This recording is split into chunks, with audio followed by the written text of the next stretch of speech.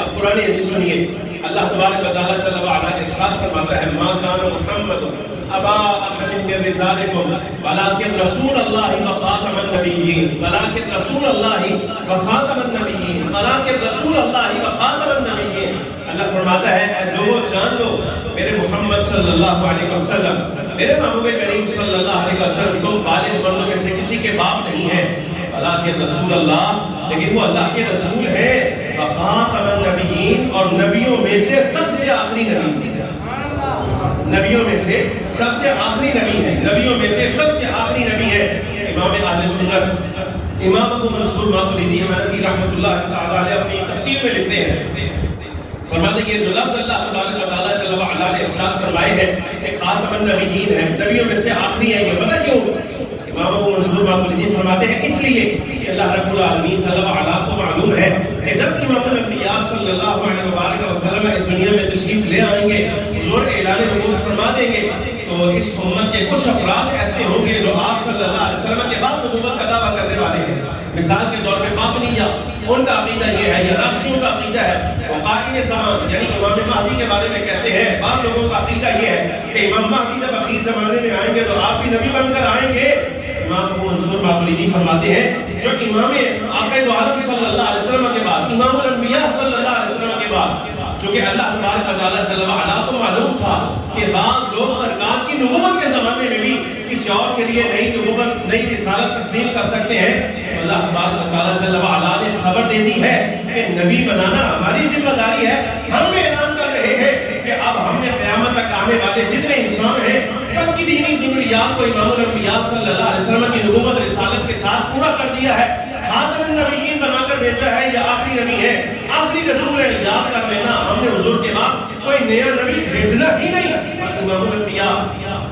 صلی اللہ علیہ وسلم نے بھی اس عمل کی خود وضاحت فرما دی، فرمایا انا خاتم النبیین ولا نبی بعدی، میں نبیوں میں سے سب سے آخری نبی ہوں، میں نبیوں میں سے سب سے آخری نبی ہوں، میرے بعد نہ کوئی نبی آنے والا ہے، نہ کوئی نیا رسول آنے والا ہے، بلکہ یہاں تک فرمایا لا نبی بعدی ولا رسول بعدی، نہ میرے بعد کوئی نیا نبی ہے، نہ میرے بعد کوئی نیا رسول ہے، ان الرسالۃ والنبوۃ قد انقطعت، بعض روایات میں فرمایا یہاں تک نہ میری امت قیامت تک کے لیے اللہ تبارک و تعالیٰ جل وعلا نے اب نبوت بھی ختم کر دی ہے، رسالت بھی ختم کر دی ہے، اللہ تبارک و تعالیٰ نے مجھے آخری نبی بنا کر بھیجا ہے، آخری رسول بنا کر بھیجا ہے، میرے بعد کسی نئے نبی کا انتظار تم نے نہیں کرنا۔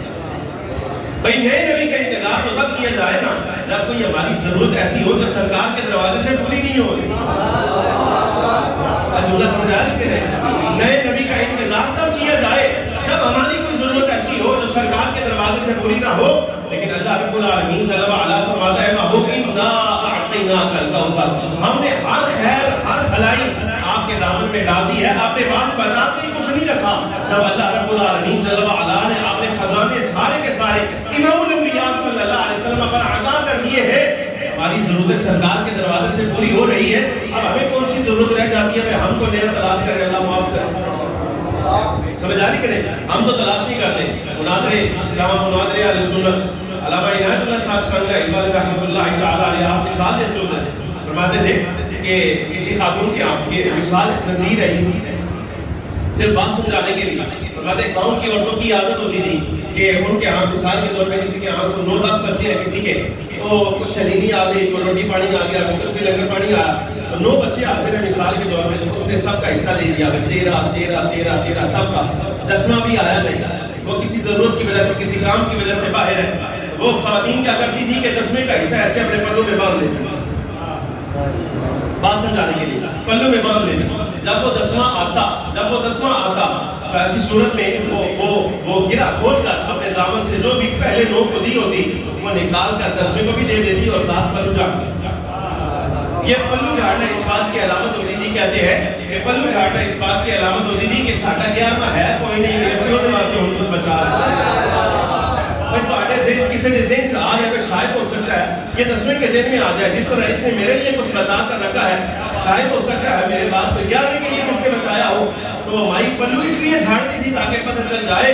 اب ہمارا 11واں کوئی نہیں، ہم نے بچانا کس کے لیے ہے۔ علامہ عنایت اللہ صاحب فرماتے ہیں یہی بات اللہ تبارک و تعالیٰ فرماتا ہے انا اعطیناک الکوثر، اے محبوب کریم صلی اللہ علیہ وسلم ہمارے قرآن میں جتنی خیر ہے، جتنی خیر ہے، جتنی بھلائیاں ہیں، ہم نے وہ ساری آپ کے حوالے کر دی ہیں، ساری آپ کے